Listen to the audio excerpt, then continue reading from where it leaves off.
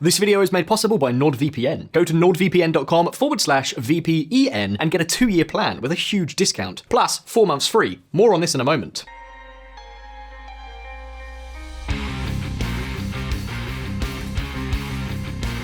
30 years after what is known as Black Wednesday, the pound has once again experienced days of maximum tension in September 2022. While on 16th of September 1992, the Bank of England itself had to succumb to the financial assault led by George Soros. This time, it was the British government that unleashed the storm. On 23rd of September 2022, a bizarre story began that ended with an IMF reprimand, a massive outflow of investors, an emergency intervention by the central bank to try to contain the chaos, and the dismissal of the Chancellor of the Exchequer, Kwasi Kwarteng, in just 38 days after taking office. UK could trigger a global crisis as pound collapses while bond yields soar, Larry Summers says. In a short period of time, uncertainty, doubts, fear, and the worst omens have surrounded the British economy. Things are not going well at all. In less than a year, the interest rate demanded by the market for UK government bonds has increased tenfold. As you can see, while at the end of 2021, the British government could issue 2-year bonds paying little more than 0.4%. Following the pound crisis, the required rates exceeded 4%. And to top it off, we can find news like this. UK inflation could top 22% next year, warns Goldman Sachs. So the question is, what on earth is going on in London? What could explain why the cost of British debt has exceeded that of countries like Spain, Greece, and Italy? And the most important question of all, why did Liz Truss come up with a plan that drove the markets crazy, only to toss it in the trash just a few days later? VisualPolitik community, in this video, we're going to answer all these questions, but first, we need to know exactly where things stand. This is the necessary starting point for understanding the actions of the British government. Let's get started. But before we go any further, let me tell you about one of the most common cybersecurity threats, phishing. Imagine you get an email from Facebook saying, "There has been a login to your account from Vanuatu. Click here if it wasn't you." Concerned, you click. Enter your email and password and that's it. You've just fallen for the trap. This is how phishing works. Scammers send thousands of emails pretending to be banks, social media platforms, and even government departments with the same shared purpose, to get you to click on the link they send you. This link will take you to a website that may seem authentic, but nope, nothing of the sort. So once we know about the scam, how can we avoid it? First of all, by activating NordVPN's CyberSec account, which will automatically block known phishing sites. And for the unknown ones, pay close attention to who is sending you these kinds of emails. Avoid clicking and go directly through your account to the websites that you need to access. In addition to improving your protection against phishing, with NordVPN, you can surf without borders, choosing from over 5,400 ultra-fast servers from 59 countries all around the world. What's more, you can use it on up to 6 devices on every major platform: Windows, Android, iOS, macOS, Linux. So don't wait any longer. Go to nordvpn.com/VPEN and get a 2-year plan with a huge discount, plus 4 months for free. And remember that you have 30 days to change your mind, no strings attached. And now let's get back to the video.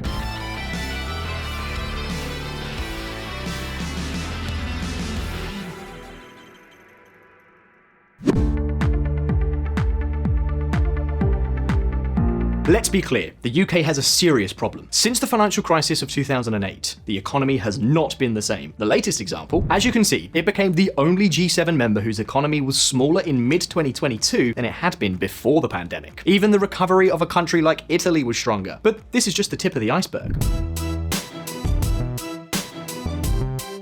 Since the financial crisis, real GDP per capita in the United Kingdom has barely grown and has fallen far behind countries such as the United States and Germany. We're talking about a difference of almost 10 points. This lack of growth, less than 4% in 14 years, has meant that public services have had to be increasingly financed by debt, and also by the highest tax burden in the country in the last 40 years.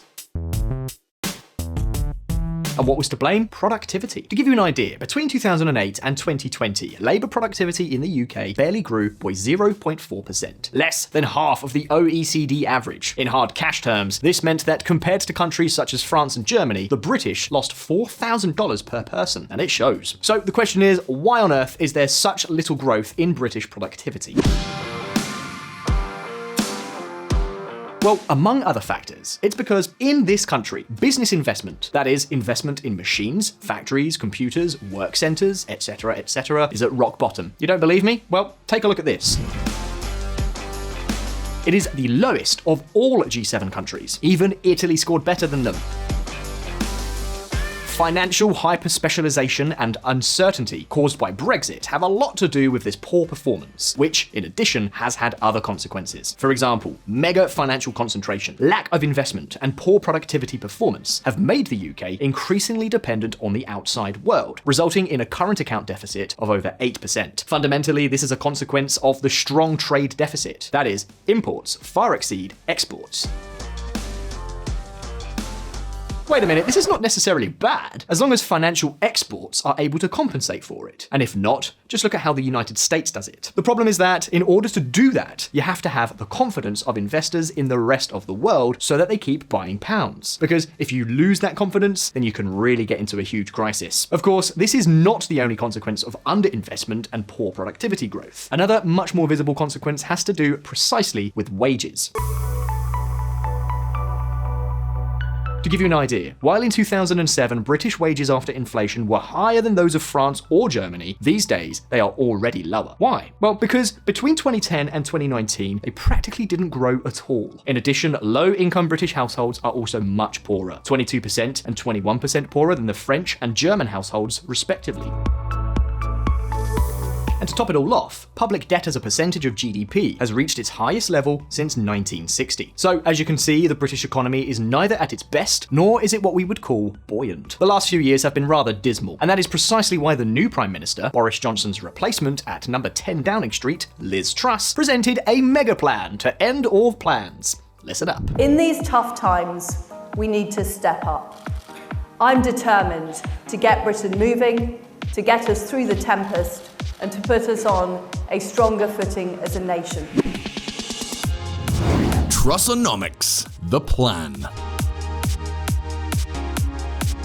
Just 2 weeks after taking over the reins at 10 Downing Street, Liz Truss's new government hit the ground running and presented an economic programme that broke completely with what had been Conservative Party policy for the past decade. Liz Truss, along with her ex-Chancellor of the Exchequer, Kwasi Kwarteng, designed a bombshell of tax cuts, regulation removal, and public spending in the hopes of reviving the British economy. A shot of adrenaline to get the country's economic heart beating again. According to the Prime Minister herself, the fundamental objective of this plan was to do away with redistribution policies and focus entirely on production and productivity. So, put another way, to stop thinking about how to distribute the money and focus on how to create it again. What was completely unsustainable was this idea we could simply tax our way to prosperity and burst through the fact that it was a 70-year high of tax. Where did you want that to end? Kwasi Kwarteng, Chancellor of the Exchequer. And keep in mind that this is not an improvisation or a plan designed at the last minute. Not at all. In 2012, both Liz Truss and Kwasi Kwarteng co-authored the book Britannia Unchained, which broke down many of these ideas. And of course, when they came to be in power, they had the opportunity to put their theories into practice. Now, although many of you already know this perfectly well, there is one question that we have to answer. What exactly did this supposed return to the Thatcher era, with some shades of difference, consist of? Well, you see, on the one hand, the government made public its intention to carry out the largest tax cut since 1972. This includes a host of measures, such as the reversal of the profit tax increase to 19%, a 1-point reduction in income tax for all taxpayers, the reduction of taxes on capital, reduction of social security contributions, the freezing of excise taxes, and even, initially, because later, as we will see, they had to suspend it, the reduction by 5 points of the highest income tax bracket. In other words, no radical change, but many small changes that together will amount to the largest tax cut carried out by a British government in the last 5 decades. Of course, now with the dismissal of the former Chancellor of the Exchequer, it seems that many, if not most, of these tax measures will come to nothing. At the moment, the reversal of the corporate tax increase and the reduction of the top income tax bracket seem doomed to be ostracised. But no, this plan was not all about taxes, and maybe many of the other things will stay.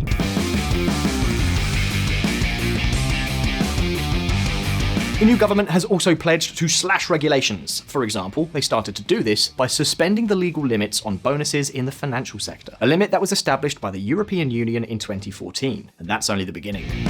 We welcome the Chancellor's clear direction and new approach and his strong endorsement of the financial services sector as the catalyst for the UK economy. The measures announced today are the start of what is needed to unleash the full strength of the sector. Statement from UK Finance, the UK Financial Employers Organisation. They also announced the creation of numerous special economic zones throughout the country. These zones will have certain tax and regulatory advantages, and their number one objective will be to increase business investment. It was something like an evolution of the Johnson government's Free Ports project that we covered previously here on VisualPolitik. Investment zones go further than the recent free port regime, as well as greater tax incentives to attract businesses. They also reduce the bureaucracy and protracted planning process which often stops investments from happening altogether. Ben Houchin, Conservative Tees Valley Mayor. Now then, let's see. If I were to ask you, what's the most worrying problem in Europe today? 3, 2, 1. Exactly. Energy. Or rather, the cost of energy.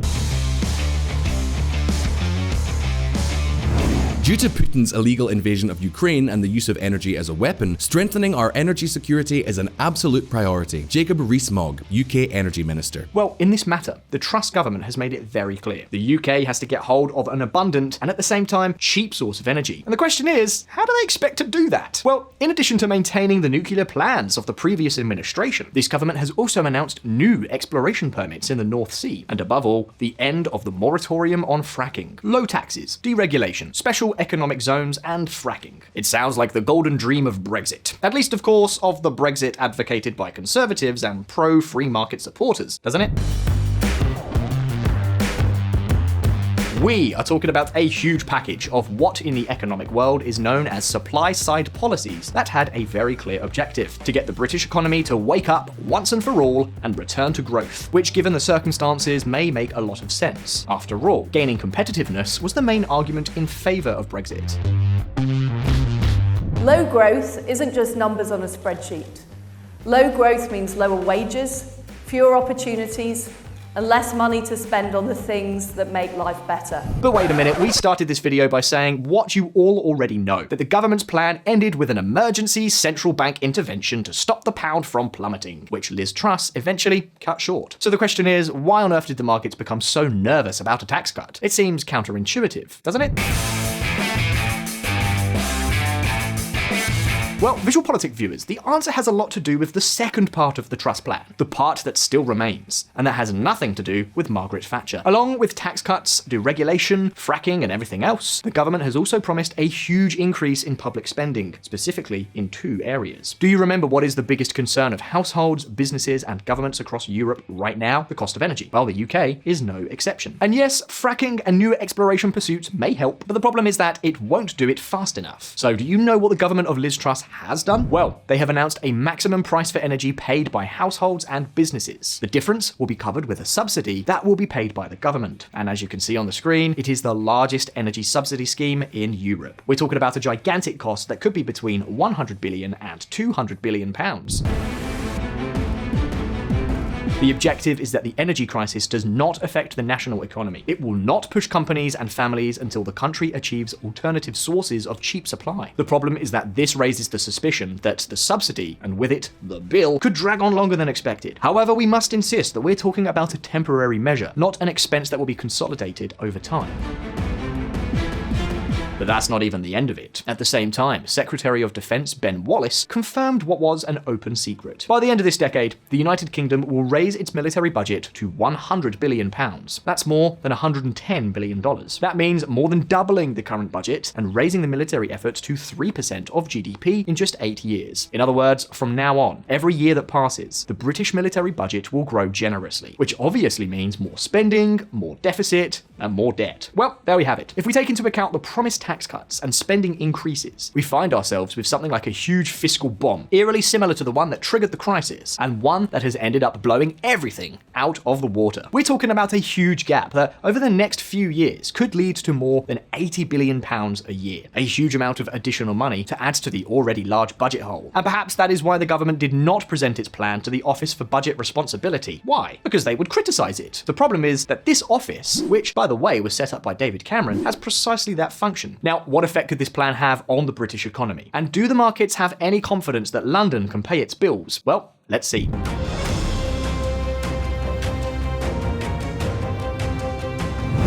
The panic. Well, VisualPolitik viewers, Truss's plan may have made some sense, but it was a huge gamble where results are not assured. Among other reasons, because despite everything, there are serious doubts that what was announced would be enough to boost the British economy. So the presentation of the plan had three immediate effects. Firstly, the pound plummeted and reached its lowest level against the dollar. Secondly, government bond yields soared above even countries such as Italy, Greece, and Spain. Maximum tension in the United Kingdom. The pound plunges to 1971 lows and its bond yields 4.2%. And thirdly, given the two previous consequences, there is about to be a huge financial crash with the pension funds.